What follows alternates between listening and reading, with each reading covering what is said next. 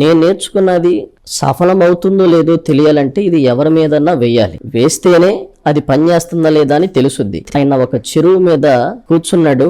అక్కడ నుండి ఆయన పూజ చేయడానికి చెరువులోనికి వెళతాడు. వెళ్ళినప్పుడు ఆయన ఒక ఆసనం మీద కూర్చొని ఆ ఆసనం నుండి నీటి మీద తేలియాడుతూ జపం చేస్తా ఉన్నాడు ఒక మంత్రాన్ని. ఆ మంత్రం జపం చేస్తున్నప్పుడు నాకు ఈయన నేర్పాడు కదా, ఆ ఉన్న నీళ్ళల్లోనే ఆయన ఏ గాలిలో తేలియాడుతున్నాడో అక్కడ నుండి ఆయన నీళ్ళల్లోనే నెట్టడానికి ఒక మంత్రోచ్చరణం ఉంటే నేను దాన్ని చదివి ఆయనకి వేసాను. గురువు గారు అంటే నాకు హరి హరి గుండెల మీద తన్నేవరా. అది మంత్రం నేర్పిన గురువుకే మట్టిలో కలిపేయాలని చూసావంటే నిజంగా నీకు భస్మాసురుడికి పెద్ద తేడా తెలియదురా. అరే పురాణ కథలు అన్నీ కూడా ఎందుకు చెప్పారనుకుంటున్నావు?